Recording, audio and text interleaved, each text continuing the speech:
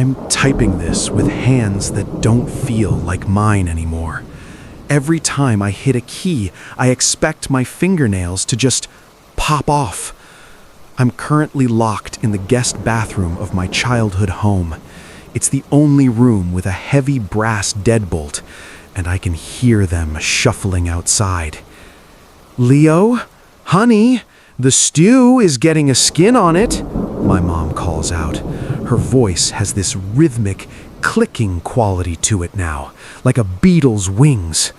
"Don't you want to grow up big and strong?" I need to get this out before my phone dies, or before they find the spare key. Please, if anyone is reading this, tell me I'm crazy. Tell me I'm having a psychotic break. But I found the diary, and the diary doesn't lie. I moved back home 6 months ago. My parents, Elena and Marcus, were the golden couple of our neighborhood. Mom was the type to drop off sourdough starters to neighbors. Dad was the high school football coach who still gave those rib-cracking bear hugs. Everything seemed perfect at first, but looking back, the signs were screaming at me. First, it was the house temperature. We live in Maine. It's November, but the furnace hasn't been on once. The house stays a constant, bone-chilling 41 degrees. Mom says the cold is good for the complexion. She walks around in these sheer floral sundresses, her skin looking like blue-veined marble. Then there's the sound. They don't walk anymore. They drag. A wet, heavy slap hiss sound on the hardwood floors. And the humming. Mom hums this low, vibrating tune that seems to come from her chest, not her throat. And the flies. God, the flies. Great fat black bottles that cluster in the corners of the ceilings. Dad just sits in his recliner watching static on the TV while they crawl across his lips. He doesn't even twitch. I was looking for a flashlight in the basement this morning when I saw a corner of leather sticking out from behind the old water heater. It was Mom's diary. The cover was damp, smelling of wet earth and copper. I'm going to transcribe the entries that broke me. August 14th. The brakes screamed. That's the last thing I heard before the oak tree split the car in half. I watched Marcus's head hit the dashboard. It sounded like a ripe melon dropping on concrete. My own legs were somewhere else. I felt the cold coming for us. But then he appeared. The man in the gray suit. He stood in the wreckage and whispered that a family shouldn't be torn apart. He gave us the soil. He said as long as we keep the vessels full of fresh life, we can stay. It tastes like old pennies and bile, but I can hold Marcus's hand again, even if his hand is a little loose at the wrist. September 20th. Marcus's skin is starting to slip. I had to use the industrial staple gun on his lower back today to keep the suit from sagging. He laughed, but a puff of gray dust came out of his mouth. We need more than just squirrels and crows now. The man says we need vitality. We're waiting for Leo, our sweet Leo. He's coming home on Friday. He'll be the anchor. We just need to make sure he stays. October 31st.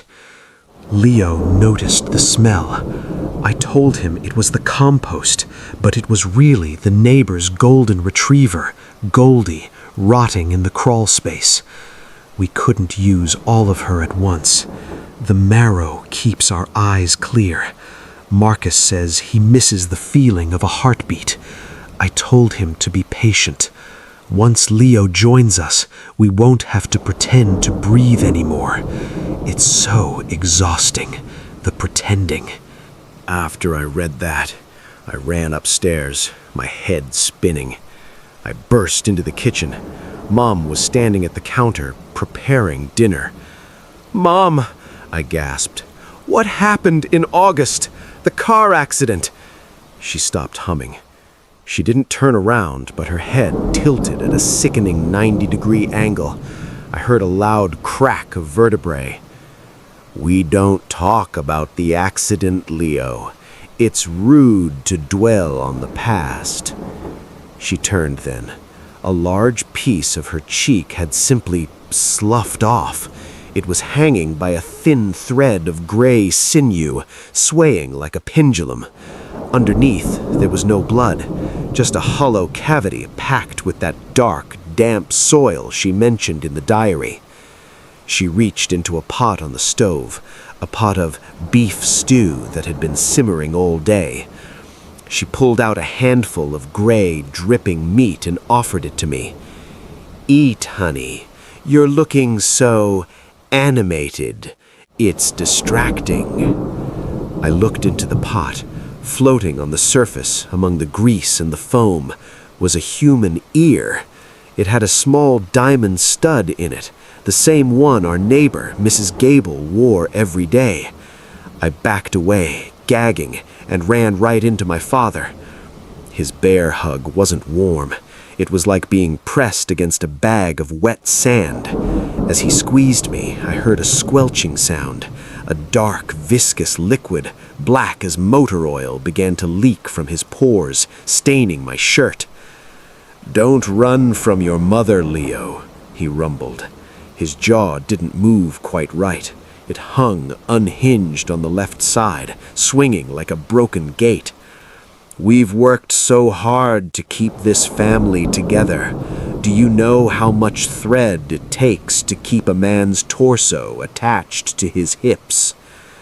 I managed to shove him. His skin felt like wet, cold dough under my palms, and I bolted for the bathroom. I've been in here for 3 hours. The scratching on the door is getting louder.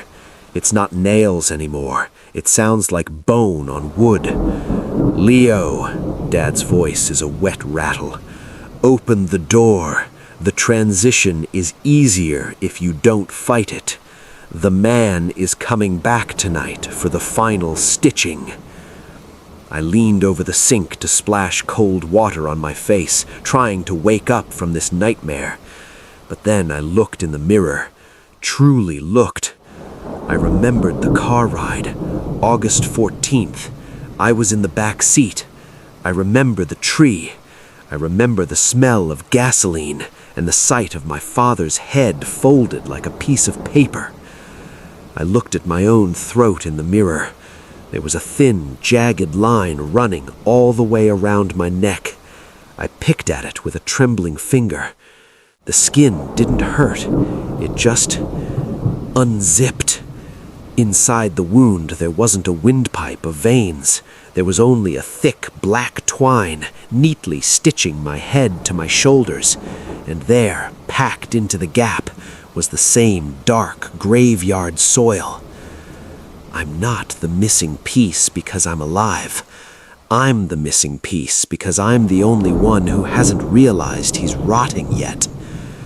The scratching has stopped. "Leo?" Mom whispers through the keyhole. "I can hear your stuffing falling out, dear. Come out and let Mommy fix you." I'm looking at the window. It's a long drop, but if I jump, will I even break? Or will I just burst apart like a dropped bag of groceries? I don't know what to do. What do I do? Do I jump? Or do I let her sew me back together? Update. I'm losing my mind.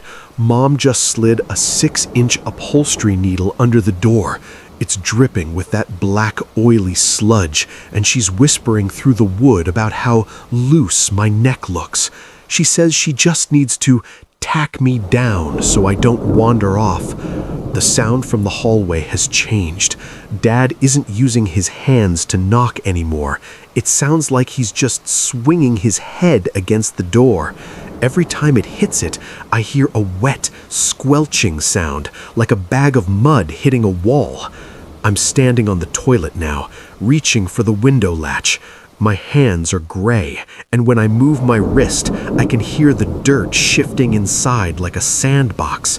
I'm going to jump. It's a 12-foot drop to the driveway. If I hit the pavement and I don't break, or if I don't bleed, I guess I'll have my answer. If my phone survives the fall, I'll update you. I agreed to cover 2 nights at Lookout 3 as a favor. The tower was old, technically decommissioned, but still functional. Solid stairs, intact catwalk, radio that worked if you kept the generator fed. A laminated sheet was taped beside the radio. Do not request assistance over unmonitored frequencies. If lost, stay put and use 911. If you hear a voice directing you off trail, do not respond. Someone had underlined the last line hard. The first hours were quiet. I made coffee, logged weather, called dispatch at 2100. Everything normal. Around 2217, the unmonitored channel crackled. "Ranger, I need help.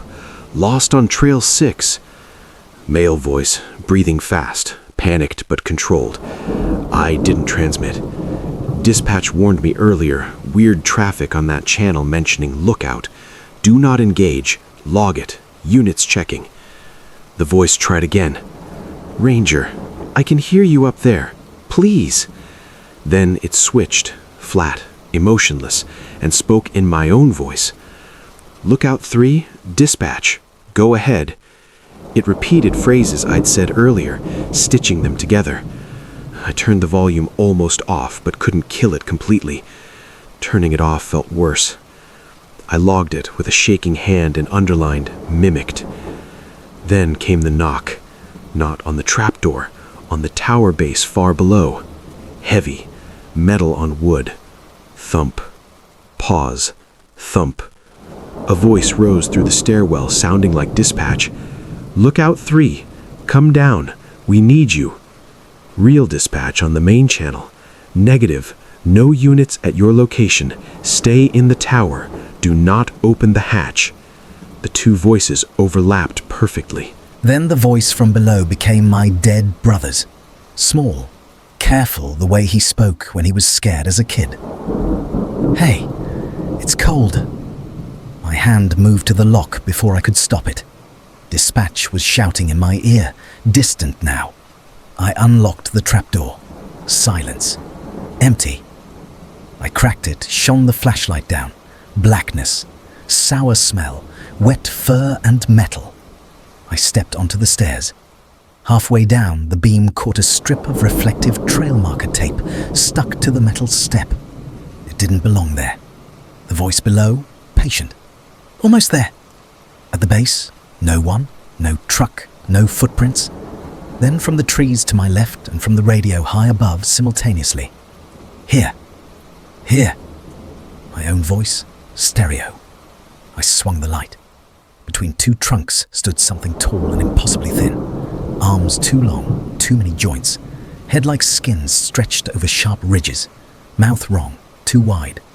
Eyes, dull wet reflections, not glowing. Took 1 quiet step forward. I ran up the stairs, boots ringing. It followed without noise, precise. On the first landing, it already was. Long limbs folding wrong, stick-like fingers clamping the rail. I reached the cab, dove in, slammed the hatch. A fast, cold swipe raked my back through the shirt. Bent nails from shoulder to ribs. Heat bloomed. Blood soaked warm. I barricaded with the chair and table. The hatch bumped, then scraping on the roof. Slow fingernails on metal traveling above my head. Dispatch. Units 2 minutes out. Unmonitored channel in dispatcher's voice. Proceed off-road. Follow the voice. Real dispatch snapped. Negative. Stay on road. Do not follow any voice. Headlights swept below. For a second, I saw it at the tree line. Tall, half hidden. Then it melted back into dark. They found nothing. Kept me in the cab till dawn. Down at base, my shirt was stiff with dry blood. 3 long scratches. Nurse at urgent care said, "You got lucky. I quit the next week. A few nights later, I woke at 2:17 a.m., back aching under bandages. Static. Click. From inside the apartment, bedside lamp on, green glow under the bedroom door.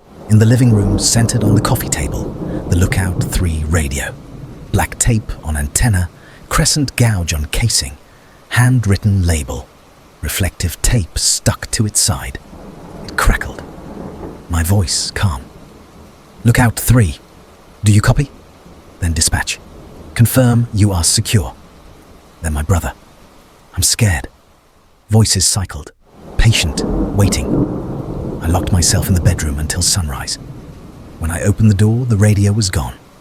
No marks, no dust disturbed. Except one thing.